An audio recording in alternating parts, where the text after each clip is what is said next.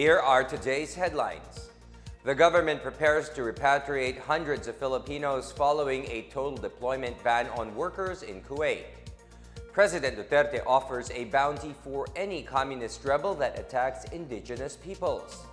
The DSWD brings the Yakap Bayan project to drug surrenderers in Visayas. And Tropical Storm Bashang enters the Philippine area of responsibility. Good day, I'm William Theo. Welcome to the PNA Newsroom.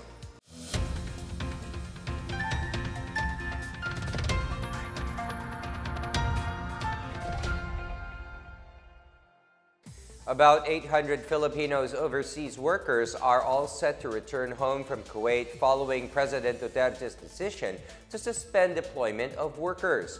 The Department of Labor and Employment is to formally issue the deployment ban on Monday. Here is our report.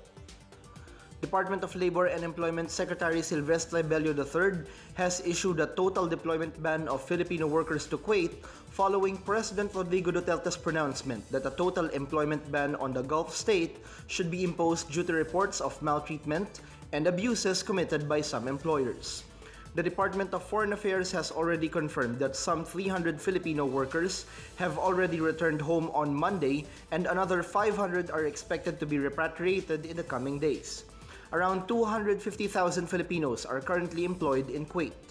To expedite the repatriation of distressed workers, Bello is set to meet with 2 airline companies which expressed willingness to help.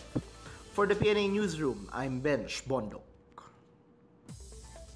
COMELEC spokesperson James Jimenez urged aspiring Sangguniang Kabataan and barangay officials who will participate in the May 14 polls to minimize their expenses. In a blog post, Jimenez said barangay elections do not require a huge budget and excessive campaign materials are unnecessary in a small area. At the same time, Jimenez also urged candidates to keep their campaigns trash-free by cleaning up their waste and minimize the use of campaign flyers and posters. The election period will start on April 14 and will end on May 21, while the filing of the certificates of candidacy or COCs will be from April 14 to 20. The 9-day campaign period is set to start on May 4 until May 12. Meanwhile, Jimenez also asked candidates to keep their followers disciplined and cool-headed during the campaign to prevent untoward incidents. Jimenez also urged candidates to file their statement of contributions and expenditures on time. The Bureau of Jail Management and Penology Region 11 Davao City Jail transferred 9 high-risk inmates to BJMP Special Intensive Care Area at Camp Bagong Diwa, Bicutan, Taguig City. Jail Inspector Edo Lobenia, spokesperson of BJMP Regional Office 11, said the Special Tactics and Response or STAR team led the transfer of the 9 inmates. 7 of the inmates are members of the mounted group charged with terrorism and multiple murder and multiple attempted murder, while 2 are members of the Abu Sayyaf group charged with kidnapping with homicide. Jail Superintendent Grace Santaculin, warden of Davao City Jail, said they requested the transfer of the inmates to the Supreme Court. Mayor Sara Duterte Carpio endorsed the said request through the City Peace and Order Council of Davao City. Lobenia said high-risk inmates like the Maute and Abu Sayyaf need maximum security as they are known to be risky personalities and may be targets for rescue or assassination. The adjustment in the Bangko Sentral ng Pilipinas key rates is seen to address inflationary pressures this year. ANZ Research forecasts the central bank's policy-making monetary board should start hiking key rates by 25 basis points in March. The research firm said results of a survey among several economists showed an average inflation forecast for this year of 4.34% and 3.49% for 2019. These levels are higher than the previous forecasts, which were at 3.4% and 3.2% for 2018 and 2019, respectively. Last January, the country's inflation rate rose to 4% from 3.3% in December 2017. ANC research said price pressure buildup started even before the first package of the tax reform was implemented on January 1st, despite assurances from monetary officials that second-round effects are to look out for. Second-round effects refer to upticks in prices as a result of an increase in excise taxes on fuel, among others, with an implementation of the train law. The town of Aguilar was formally declared drug-free by the Philippine Drug Enforcement Agency, or PDEA, becoming the latest drug-free municipality in Pangasinan. Marvin Tabares, PDEA's Deputy Regional Director and Oversight Committee Chairman, said Aguilar completed all the parameters required to be declared drug-free. The town joined 15 other drug-free municipalities earlier declared by PDEA. PDEA said 2 more towns would be declared drug-free. These are Bugalyon on February 12 and San Jacinto on February 13. Senior Superintendent Ronald Lee, Pangasinan Police Provincial Director, said of the 16 barangays in Aguilar, 15 were affected by illegal drugs, but all of these have already been cleared. Lee, along with Aguilar Mayor Eduardo Ballesteros, led the signing of the declaration certifying that the town is now drug-free. Lee said the Pangasinan PNP has recommended all 48 towns and cities of Pangasinan to be declared drug-free, but the people must also understand that PDEA Region 1 has only a few personnel doing the evaluation of all areas. Still to come, President Duterte offers a bounty for any communist rebel that attacks indigenous people. The DSWD brings the Yakap Bayan project to drug surrenderers in Visayas. These and more when the PNA Newsroom continues.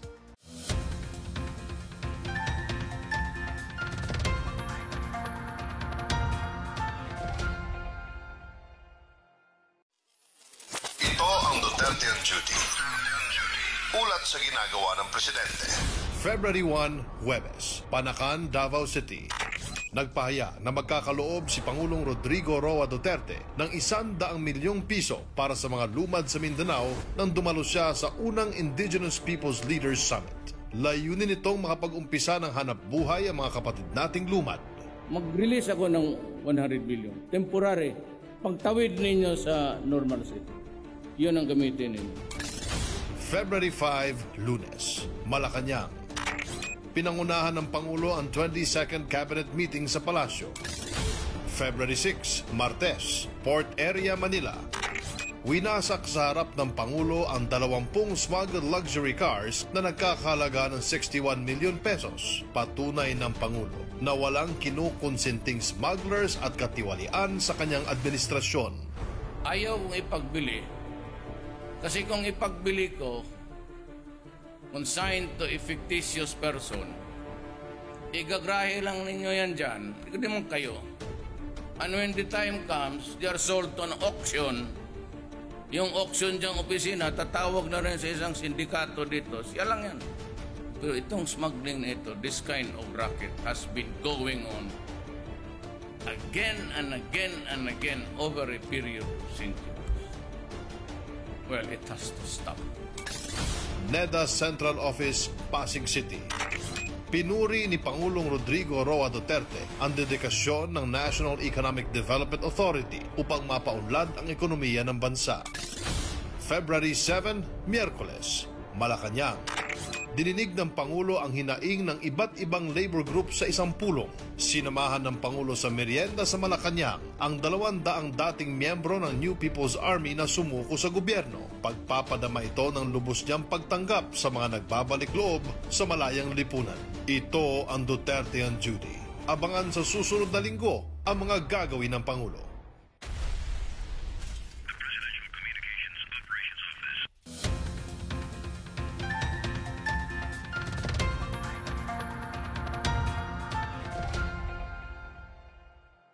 President Rodrigo Duterte urged members of indigenous people to protect themselves from attacks by the New People's Army as he offered a bounty for every rebel they may kill in the process. Here is our report. President Rodrigo Duterte offered a 20,000 peso bounty for the head of every member of the New People's Army who continue to harass the indigenous peoples. Duterte bared that he wants the IPs to be trained as Citizen Armed Forces Geographical Unit or CAFGU for them to be able to fight against the rebels. In the meantime, the president advised the Lumads who are being harassed by the NPA to evacuate temporarily to areas near the military camps or other places. The Eastern Mindanao Command reported the death of Datu Banadjao Mapaundag and his son Jonard inside their home in Talaingod, Davao del Norte on February 4. On February 9, the indigenous people's mandatory representative of the Mamanwa tribe in Alegria, Surigao del Norte, identified as Dakula Guillermo Tiambon, was shot dead in Surigao del Norte. According to the victim's daughter, her father received death threats from the NPA for being an active advocate of peace and development. On February 8, Lumad leaders in Talaingod launched a protest seeking justice for the killing of the Mapaundags. Last January 31 to February 1, Lumad leaders from 4 regions in Mindanao convened in Davao City upon the initiative of the President to hear their concerns such as security and lack of economic opportunities. For the PNA Newsroom, I'm Bench Bondo. A business group in Boracay is hopeful that the ultimatum given by President Rodrigo Duterte will bring about solutions to the problems brought about by its tourism industry. Elena Brugger, president of the Boracay chapter of the Philippine Chamber of Commerce and Industry, said immediate action is needed to fix the problems in Boracay and that the ultimatum is an indication that the president strongly feels the urgency to put things in order.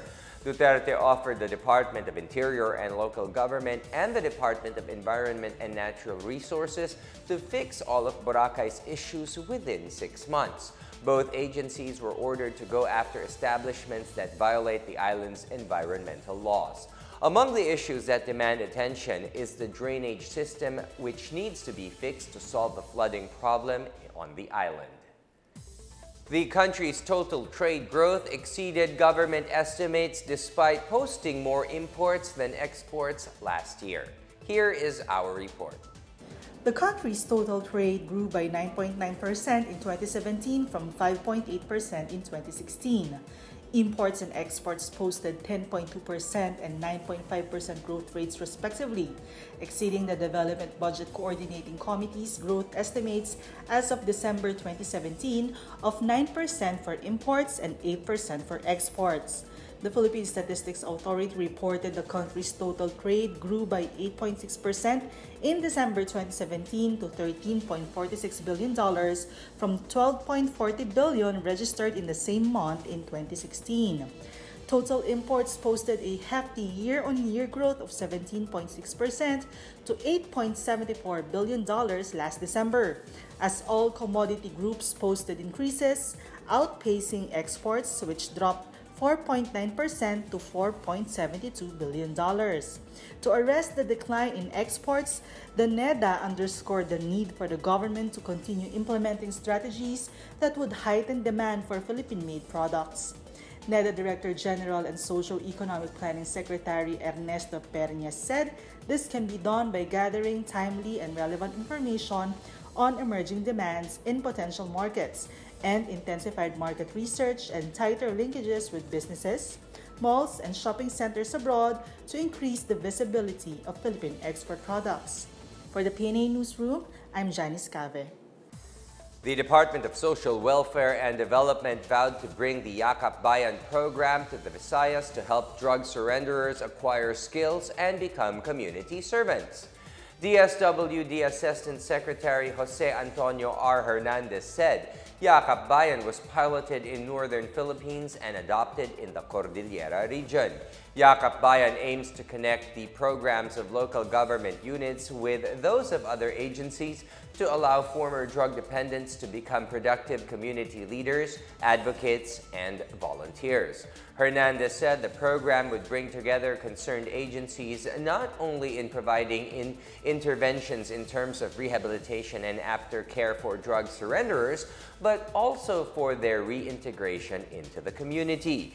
Based on data from the Philippine Drug drug enforcement agency in Western Visayas, the region has yielded about 37,000 drug surrenderers since the start of the Duterte administration's war on drugs. The city of Mati in Davao Oriental is one of the top destinations according to more than 2 million netizens who responded to a crowdsourcing campaign by Cebu Pacific as to where the airline should fly to next. Mati and Bislig, a third-class city in Surigao del Sur, were emerging tourist destinations in Mindanao, popularly chosen by netizens. Mati, voted as one of the top 10 provincial destinations, boasts of beautiful islands and beaches and is home to the mysterious sleeping dragon. The breakthrough campaign, dubbed the CEB Fly Me Too, is aimed at bringing communities together to push for their hometowns to become one of Cebu Pacific's destinations. The CEB Fly Me Too campaign comes at a time when the provincial government of Davao Oriental is pushing for the establishment of an operating airport in Mati City to attract more tourists and investors in the area. Among the local government's plans are developing and improving tourism infrastructure from roads to airports, ports, and terminals such as the Mati National Airport. Up next, the Philippines is set to host the World's Strongest Man competition this summer. Tropical storm Bashang enters the Philippine area of responsibility. These and more when the PNA Newsroom returns.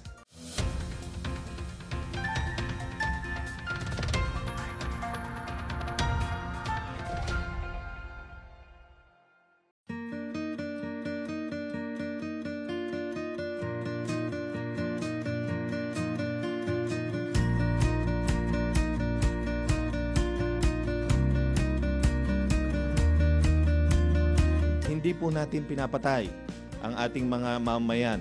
Gusto po natin ipakita na nagtatagumpay po tayo sa pagtulong na mawala ang bisyo na ito.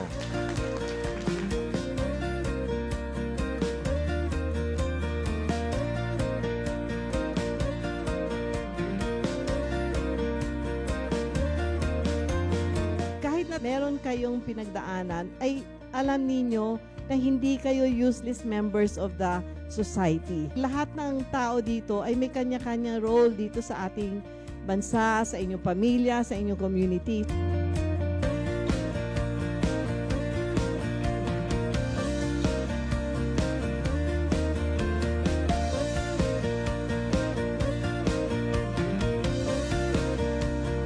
Can we all stand up and give a round of applause to the IRC staff?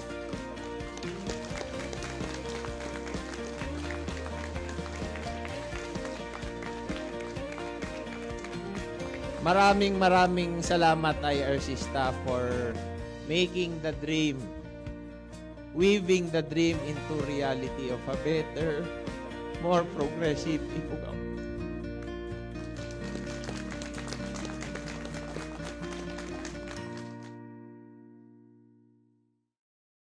Rehabilitation, rehabilitating the nation together.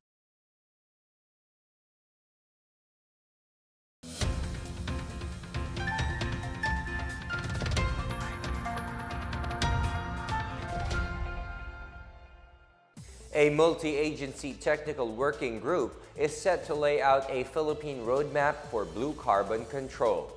Sil Patino of the Climate Change Commission said the roadmap will identify measures for dealing with blue carbon, which is captured by and stored in coastal and marine ecosystems worldwide. Among these ecosystems are mangroves, which provide shoreline protection and other benefits. When coastal and marine ecosystems are either degraded or lost, such as carbon, escapes and returns to the atmosphere as carbon dioxide. Carbon dioxide is among greenhouse gases trapping heat in the atmosphere, raising the temperature, and so climate change results. Experts already identified the Philippines as one of the countries most vulnerable to climate change. Studies indicate the country is losing its capability to naturally help capture and store blue carbon, partly due to the destruction of mangroves. CCC Commissioner Noel Gairlan raised the urgency for better conserving, protecting, and sustainably managing coastal and marine ecosystems nationwide. The regional government of the autonomous region in Muslim Mindanao clarified allegations regarding the construction of the Maimbung Hospital in Sulu. In a statement issued on Facebook, the regional government denied modifying the construction plans from a 25-bed to a 40-bed facility. It also denied that it failed to remit funding for the hospital to the Sulu provincial government. The regional government also accused former Governor Sakur Tan of spreading allegations of corruption affecting the hospital. The construction of the Maimbung Hospital was halted following the Supreme Court decision on the Disbursement Acceleration Program, but it was later granted through the 2018 Health Facilities Enhancement Program. It is now expected to receive about 50.8 million pesos in equipment and materials. The Department of Tourism, or DOT, officially announced that the 2018 World's Strongest Man would be held in the Philippines from April to May 2018. DOT Secretary Juan Dateo said the spectator-friendly event would be held in Ilocos Norte Sand Dunes, where participants would be lifting a 4x4 vehicle in Davao City to pull an airplane and in Iloilo to pull a truck. The qualifiers will run from April 28 to May 1st, while the finals will be from May 5 to May 6. Teo said the venues for qualifiers were specifically chosen to promote emerging destinations in the Philippines. The WSM is an international event that features competing superhuman athletes who continually push the human body past its limits. The competition was established in 1977 and was first held at the Universal Studios in California. The Ilocos Norte capital is opening its doors to the public on the province's centenary to let guests know more about the local government and the history of the building that houses its offices. Here is our report. In time for its 100th year, the Ilocos Norte Capitol building will be open to everyone on February 15 to acquaint visitors with the history of the provincial government. The exhibit, dubbed Open Capitol, was launched in 2011 to allow residents and visitors to take a look at the historic building, which was constructed in 1918 and fully completed in 1925. Succeeding renovations have since enclosed the original structure, but the original arches and windows are still visible upon entering the building. The building underwent major remodeling and expansion in 1957, particularly the Corinthian columns and pediment, featuring relief art by Ricarte Purugungan of Dingras Town. The Capitol building was inaugurated in the presence of former President Carlos Garcia on December 27, 1958. A historical marker is also set for installation by the National Historical Commission of the Philippines later this year. For the PNA Newsroom, I'm Philippine Cervantes. Pag-asa is monitoring a tropical storm that developed as it entered the Philippine Area of Responsibility, or PAR. Tropical storm Bashang was last seen east of Hinatuan, Surigao del Sur, packing winds of up to 65 kilometers per hour and gustiness of up to 80 kilometers per hour. It is expected to make landfall on the Caraga region tomorrow morning and will be out of the country by Friday. Tropical Cyclone Warning Signal number 1 has been raised over parts of Visayas and Mindanao. Affected areas can expect rains with gusty winds, and residents are warned against possible flash floods and landslides. Let's now check out the weather forecast for Metro Manila and the rest of the country.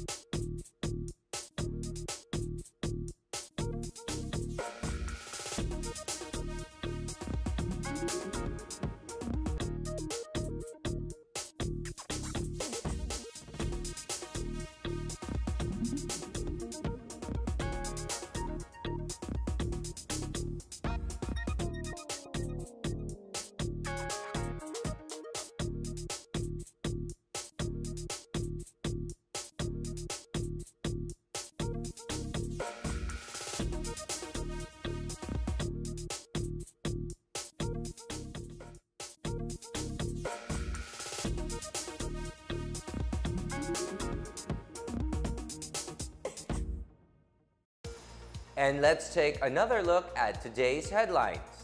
The government prepares to repatriate hundreds of Filipinos following a total deployment ban on workers in Kuwait. President Duterte offers a bounty for any communist rebel that attacks indigenous people. The DSWD brings the Yakap Bayan project to drug surrenderers in Visayas.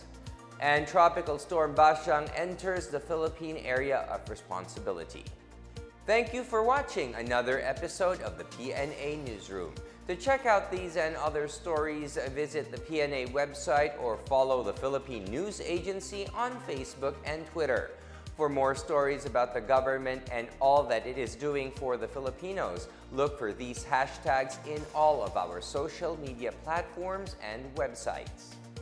And that's your daily dose of the hottest news and the latest information that you need to know from the PNA Newsroom. I'm William Theo. Good day.